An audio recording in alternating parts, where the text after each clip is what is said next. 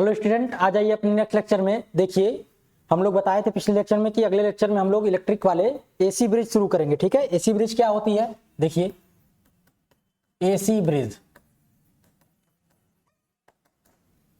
AC bridge आपकी क्या है? The general AC bridge is the based on the DC, the general alternating current bridge है। ये DC bridge के बारे में हमने पढ़ा था, किसमें? नेटवर्क थ्योरम में। Is based on the general AC bridge is based on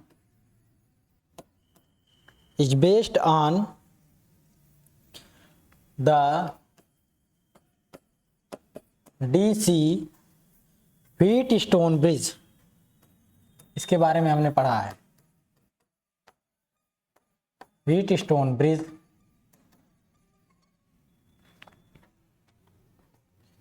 it consist of 4 impedances. कैसा इसका कॉम्बिनेशन था? It consist of 4 impedances Z1, Z2, Z3 and Z4. Z1, Z2, Z3 and Z4. A detector which having an impedance ZD, a detector which have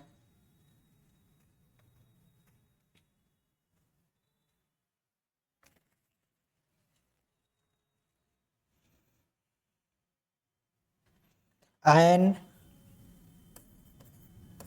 impedance ZD arranged with a battery या voltage source, कहिए with a voltage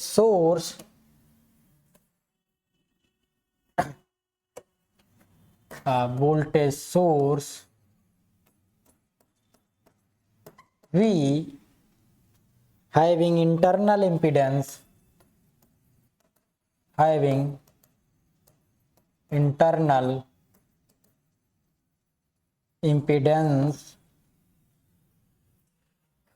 ZS as shown in figure.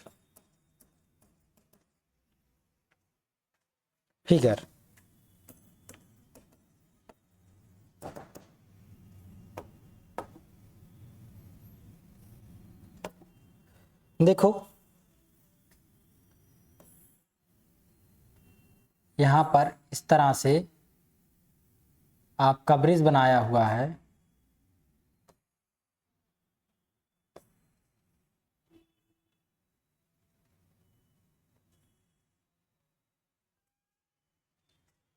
इस तरह से बनाने में शायद गड़बड़ हो जाएगी।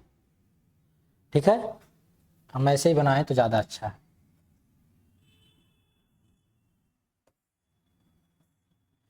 देखो, यहाँ पे बॉक्सेस लगे हुए हैं,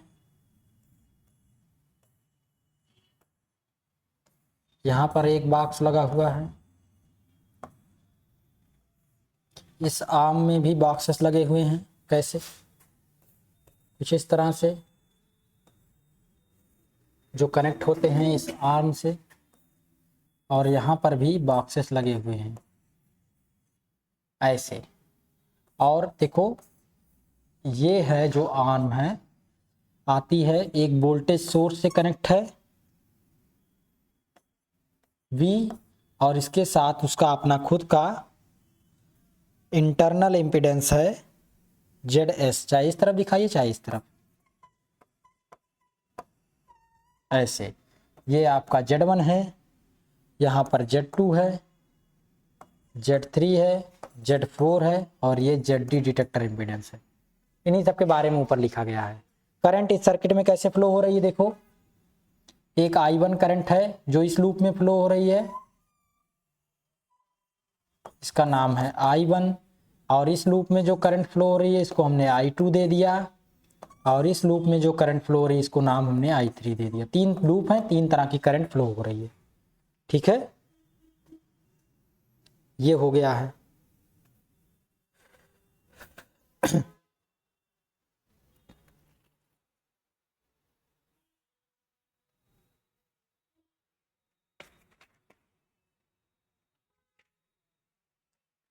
देखो यही हो रहा है इसमें, ठीक है। The balance condition,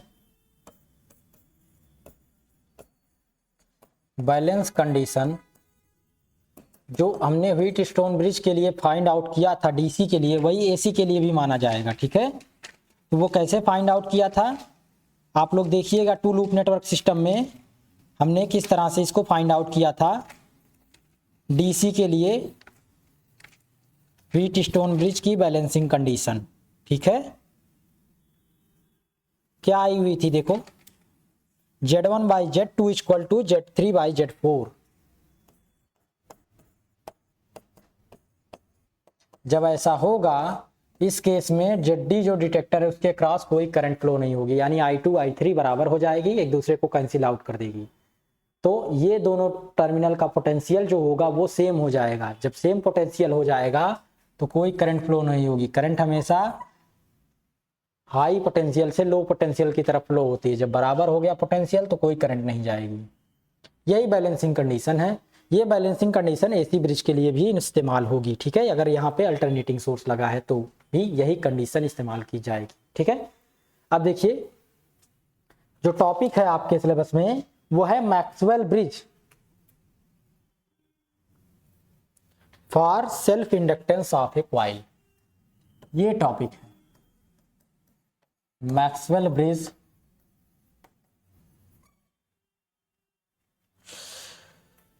for self inductance of a coil, for self inductance of a coil, यानी मैक्सवेल ब्रिज की मदद से सेल्फ इंडक्टेंस निकालना है, ठीक है। The bridge is arranged as shown is figure. The bridge is arranged as shown in figure.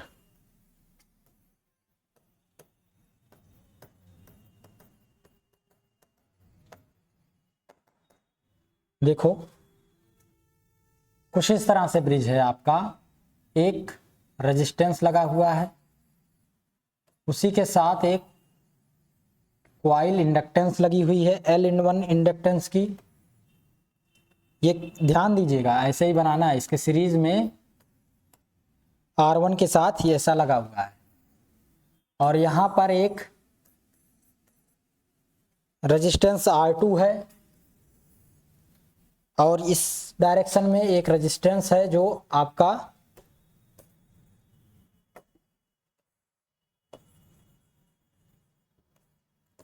R3 है और इन दोनों को ज्वाइन करता हुआ एक रेजिस्टेंस जो है वो है R4 और यहाँ पैरेलल ऑर्डर में एक कैपेसिटेंस है जो है C4, ठीक है। इस तरह से कनेक्ट है और इन दोनों के बीच में ध्यान दीजिएगा यहाँ पर और यहाँ पर एक डिटेक्टर लगा हुआ है D, जिसको गैल्वेनोमीटर नाम दे दीजिए या कुछ भी नाम दे दीजिए, जो डिटेक्ट करेगा कि करंट इसके बीच में जा रही है कि नहीं जा रही है, ठीक है। और इसके साथ हम लोग एक सोर्स, एनर्जी सोर्स जोड़ दिए हैं, कनेक्ट कर दिए हैं, जिसको हम नाम दे दें या V या V1, जो भी नाम दे दें, कोई फर्क नहीं पड़ता उससे, ठीक है। Here impedances in the four arms of the bridge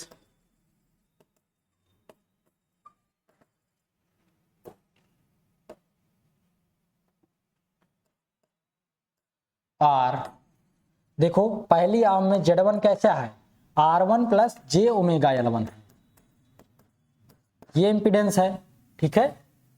ऐसे दूसरी में Z2 जो है वो R2 के बराबर है, Z3 जो है वो R3 के बराबर है और Z4 किसके बराबर है? देखो Z4 जो है आपका वो कैसे निकलेगा, ये दोनों पैरेलल में है, यानी 1/Z4 equal to 1/R4 plus 1 ये क्या है J ओमेगा C4, ऐसे होता है। इसका उल्टा होता है 1/XC, XC की वैल्यू क्या होती है 1/Z ओमेगा C4, यानी ये ऊपर चला जाएगा। कैसे चला जाएगा? ऐसे, इसका इन्वर्स होगा, ठीक है, 1/दिस है। तो ये अगर आप लिखेंगे तो 1/R4 plus J omega C4, R4 यहाँ पर एलसीएम ले लेंगे, क्या हो जाएगा 1 plus J omega C4 into R4, 1/Z4 के बराबर है। और Z4 किसके बराबर हो जाएगा R4/1 plus J omega C4 into R4। ये अमाउंट आया है फोर्थ आर्म का, ठीक है, क्योंकि ये पैरेलली कनेक्टेड है ना, और पैरेलली वाला हमने बताया नहीं है आपको कैसे आता है, यहाँ पर निकाला गया है, निकाल करके मैं बता रहा हूं।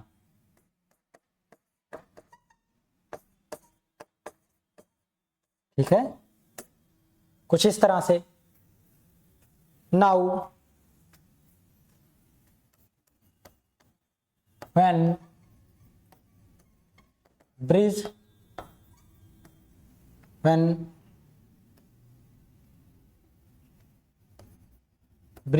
is in balance condition,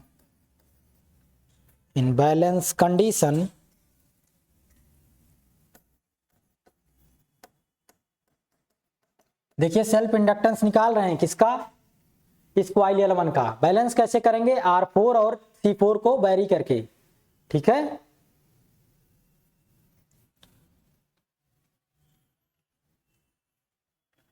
condition bye varying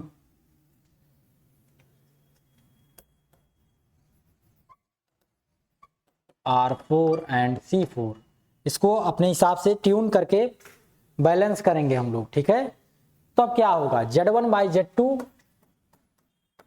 ये बराबर होगा Z3/Z4 के। Z1/Z2, Z1 की वैल्यू क्या है लिखो,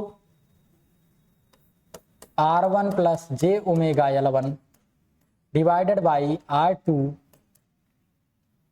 Z2 है, Z3 कितना है R3 अपान क्या है R4 बाई को ऊपर लिख दीजिए 1 plus J omega C4 into R4, ये वैल्यू है, ठीक है। हमने ऐसे ऊपर लिख लिया। थोड़ा सा इसको कैलकुलेट करिए, जब आप कैलकुलेट करेंगे तो क्या पाएंगे, देखो R1/R2 यहाँ पर plus J into omega L1/R2 ऐसे लिख दो, इक्वल टू अंदर मल्टीप्लाई कर दो R3/R4 plus J omega R4 से R4 कट जाएगा, R3C4 ये बचेगा। देखो अब दोनों साइड को हम लोग कंपेयर करेंगे। Now comparing on both side, दोनों साइड को कंपेयर करिए, वी गेट R1/R2 किसके बराबर हो जाएगा R3/R4 के, और यहां पर ओमेगा L1/R2 बराबर हो जाएगा omega R3 into C4। Real part से कंपेयर होगा, इमेजिनरी पार्ट इमेजिनरी से कंपेयर हो जाएगा। ओमेगा से ओमेगा कैंसिल हो गया, L1 इक्वल टू क्या हो जाएगा R2/R3 इंटू C4,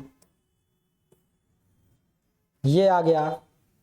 और यहां से R1 निकाल लीजिएगा R2 इंटू R3/R4। देखो R1 भी पता चल जाएगा और L1 भी पता चल जाएगा यहाँ से, तो अननोन आर्म जो आपकी L1 R1 है ये पता चल जाएगी आसानी से इस मैक्सवेल ब्रिज की कंडीशन को सेटिस्फाई करने के बाद। ठीक है, यही आपका मैक्सवेल ब्रिज है। अब यहां पर देखो एक और है शियरिंग ब्रिज फॉर कैपेसिटेंस, ये भी देख लो क्या होता है। कुछ नहीं, अरेंजमेंट ही मेन है इसका। शियरिंग ब्रिज फॉर कैपेसिटेंस,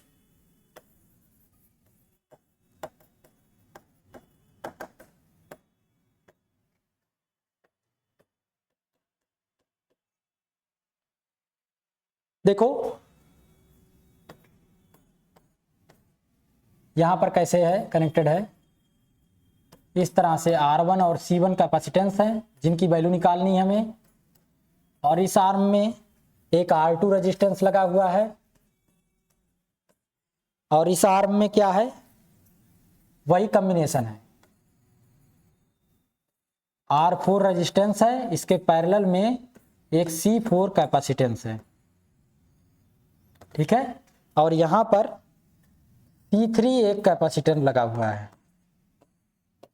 ठीक है, और इसको हमने कनेक्ट किया हुआ है डिटेक्टर D से, कुछ इस तरह से दिख रही है सर्किट, और इसको आप वोल्टेज सोर्स से या एनर्जी सोर्स से कनेक्ट करिए, चाहे वोल्टेज सोर्स हो या करंट सोर्स हो, दोनों एक ही होते हैं, आपको बताया था, ऐसे कनेक्ट कर दिया। ठीक है, the bridge is arranged as shown in figure, जैसे फिगर में दिख रहा है इसी तरह ब्रिज है। The bridge is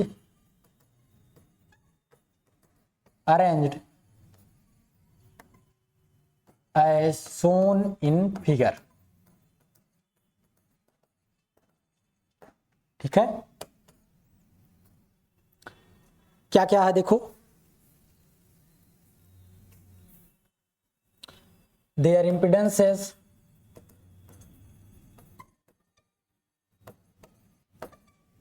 will be, देखो हर एक आर्म में कौन कौन से इंपिडेंस लगे हैं। Z1 पहली आर्म में R1 plus 1/j omega C, कुछ इस तरह का इंपिडेंस लगा हुआ है। ठीक है, C1।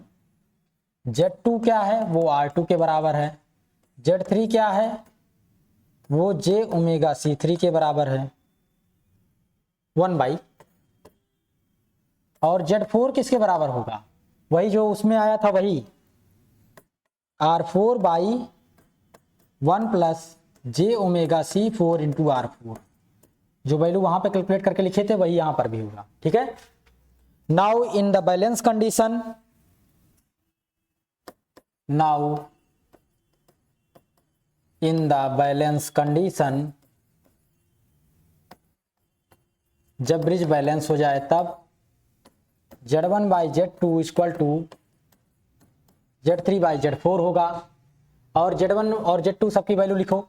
Z1 की वैल्यू क्या है, R1 plus 1/j omega C1 अपान Z2 की वैल्यू है R2 इक्वल टू, Z3 की वैल्यू कितनी है 1/j ओमेगा C3, और Z4 की वैल्यू है R4, और डिवाइडेड में जो है वो ऊपर चला जाएगा, क्या हो जाएगा 1 प्लस, ठीक से लिखा जाए इसको थोड़ा, 1 plus j omega C4 into R4, ये वैल्यू है। अब इसमें देखो डिवाइड कर दो, क्या हो जाएगा R1/R2 प्लस 1/j है,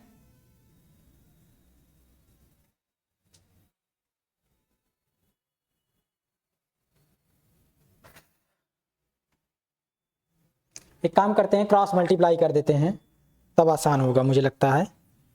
ठीक है, इसको सॉल्व भी करना मेन है और कुछ है नहीं, इसको सॉल्व करना इंपॉर्टेंट है यहां पर, और कोई बात नहीं। ठीक है, क्रॉस मल्टीप्लाई करिए,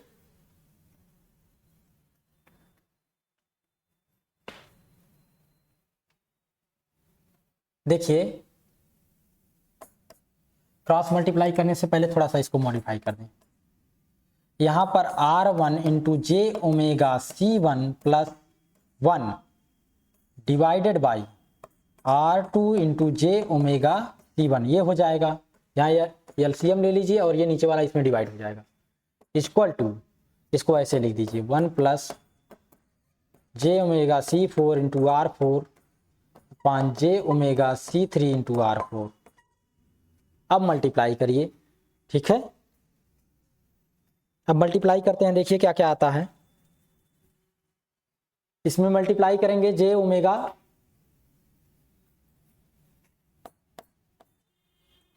थोड़ा सा हम लोग यहां से लिखें तो अच्छा रहेगा।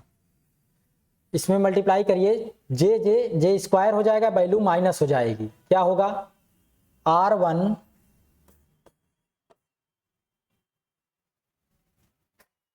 ओमेगा स्क्वायर C1 C3 और R4 भी है, यानी यहाँ पर R4 और R1, ये हो जाएगा पहला वाला टर्म जब पहले मल्टीप्लाई होगा। दूसरे में होगा तो क्या हो जाएगा प्लस जे, और साइन निगेटिव आया है, omega C3 R4 equal to, दूसरे का दूसरे में मल्टीप्लाई करिए तो R2 प्लस, प्लस नहीं होगा,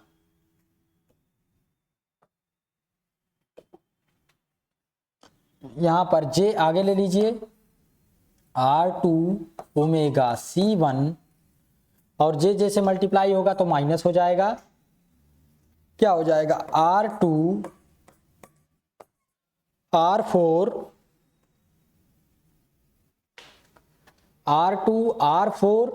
ओमेगा स्क्वायर C1 C4, ये आएगा। देखिए कुछ इस तरह से वैल्यू आएगी आपकी। अब कंपेयर कर लें रियल को रियल से, इमेजिनरी को इमेजिनरी से। जब हम कंपेयर करेंगे रियल को रियल से तो R1 R4 omega square C1 C3 R2 R4 omega square C1 C4 के बराबर हो जाएगा, और जे के साथ जो मल्टीप्लाई है वो आपस में बराबर हो जाएगा। Now comparing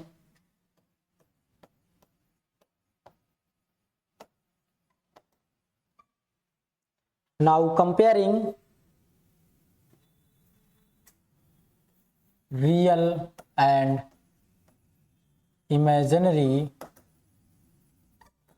parts on both side we get, चलो कंपेयर करो, ये वैल्यू इसके बराबर हो गई R1 R4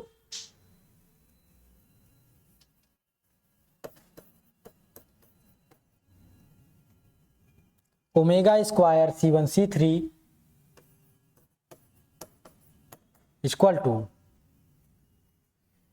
R2 R4, negative sign तो दोनों का कंपेंसेट हो जाएगा, ओमेगा स्क्वायर C1 C4। यहां पर देखो R4 से R4 कट गया, ओमेगा स्क्वायर से ओमेगा स्क्वायर, C1 से C1, R1 C3 equal to R2 R4 C4 आया, ये आ गई। इमेजिनरी पार्ट जब कंपेयर करोगे तो omega C3 R4 equal to omega C3 R4 equal to omega C1 R2, ठीक है। ये रियल पार्ट था, ये इमेजिनरी पार्ट है।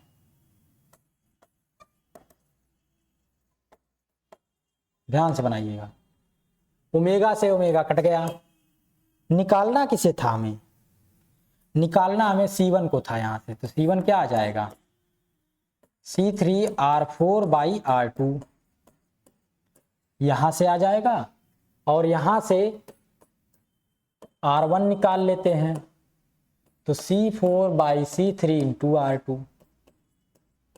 तो ये अननोन आर्म में जो लगा हुआ है वो पता चल जाएगा। देखो अननोन आर्म में केवल हम लोग कैपेसिटेंस ही लगाएंगे, पर उसका कुछ ना कुछ वायर वगैरह कनेक्ट करेंगे, उसका रेजिस्टेंस होगा कुछ ना, इसीलिए यहाँ पे R1 लिया गया है।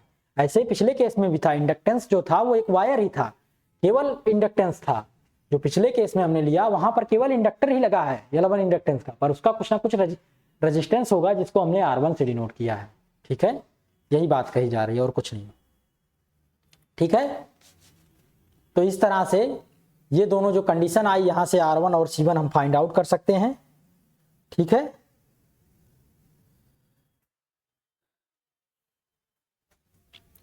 और इसको आप आसानी से कैलकुलेट कर सकते हैं इस आर्म का, और पावर फैक्टर cos फाई अगर निकालना चाहें तो वो भी निकाल सकते हैं, पर यहाँ पर जरूरत नहीं है। ठीक है, तो ये दोनों इक्वेशंस इफेक्टिव होंगी, लिख दीजिएगा by both two equations we can calculate R1 and C1 in the unknown arm.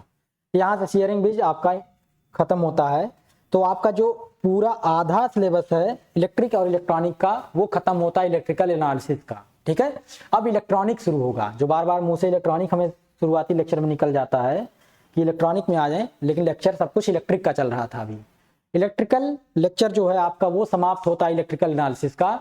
अब इसके बाद electronic PN junction diode, semiconductor diode, zener diode, PNP, NPN, transistors, इन सब के बारे में पढ़ेंगे, कॉन्फ़िगरेशंस पढ़ेंगे, common emitter, common collector, common base और सारी चीज़ें पढ़ेंगे। फोटो डायोड भी होगा, हो सकता है कैथोड रे ट्यूब होगी, सीआरओ, उन सब के हम एप्लीकेशंस वगैरह पढ़ेंगे। वो आधा पार्ट आपका शुरू होगा। ठीक है, तो आधा यहाँ पर खत्म हुआ और आधा अभी बचा हुआ है। ठीक है, इसी तरह मैकेनिक्स का भी लेक्चर आपका फर्स्ट यूनिट खत्म हो चुका है आधा, और सेकंड, थर्ड, फोर्थ यूनिट जो है वो छोटी छोटी हैं, तेजी से खत्म होगा, पहली यूनिट बड़ी थी। ठीक है, तो लेक्चर हम आपका यहीं पे एंड कर रहे हैं इसका।